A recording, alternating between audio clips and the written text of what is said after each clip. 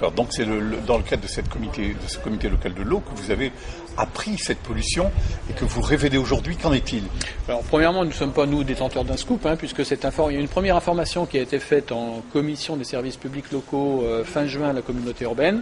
Bon, on a demandé un certain nombre d'informations et puis il y a eu une information beaucoup plus, je dirais, large qui a été donnée à la commission locale de l'eau, aux associations et aux élus. Donc dans ce cadre-là, nous avons décidé de mettre ce dossier sur la place publique puisque, je dirais, les services de l'État, le ministère, tardent toujours à fixer un seuil minima pour cette pollution au perchlorate d'ammonium. Il faut savoir que c'est pratiquement, c'est quasiment la totalité de l'eau de la Cube actuellement serait polluée à ce produit-là.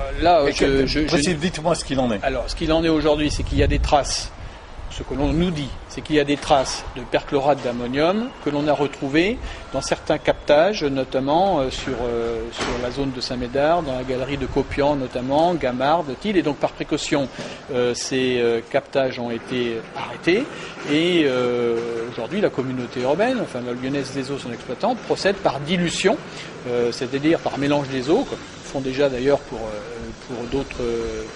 redistribuer l'eau, mais ils procèdent par mélange des eaux pour diluer le perchlorate, donc pour éviter tout risque sanitaire. Ceci dit, aujourd'hui, il n'y a pas de norme fixée minimum, donc il faut que les services de l'État fixent une norme le plus rapidement possible, puisque ce produit est un produit toxique qui peut avoir des conséquences sanitaires. Alors, il ne s'agit pas, bien sûr, d'affoler et de créer une psychose, mais il semble qu'il est important que ce débat soit mis sur la place publique, parce qu'il y a plusieurs problèmes. Il y a le problème, premièrement, déjà, de l'information, de la transparence sur ce type de sujet, sur le problème de la négligence qu'il y a eu pendant des années sur ce site, un site d'État contrôlé par l'État, a priori mal contrôlé, et je dirais dans un pays où on est indulgent ou tolérant avec le risque nucléaire, il est pratiquement, je dirais, quasiment normal que l'on soit indifférent à d'autres risques. Et l'on voit qu'il y a vraiment des problèmes très graves. Se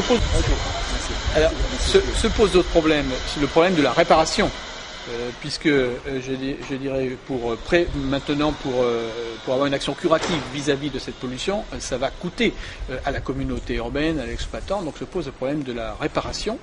Premièrement, se pose aussi d'autres problèmes. Celui y a-t-il d'autres pollutions de ce type-là sur d'autres sites? Et donc nous demandons au préfet sans délai de faire une inspection de l'ensemble des sites classés dangereux pour voir quels sont ces types de pollutions, puisqu'on peut bien imaginer que si on a été indulgent ou négligent pendant des années, il y a donc sûrement d'autres problèmes. Donc nous demandons vraiment qu'il y ait une prise en compte assez rapide, en urgence, de ce type de problème, à savoir qu'il y a le problème du perchlorate, notamment d'ammonium. Il y a eu un problème à Toulouse, on a retrouvé des traces à Agen et sur Bordeaux, dans la Garonne. Donc il se pose vraiment un problème de fond. On sait qu'aux États-Unis, il y a eu des seuils très bas qui ont été fixés.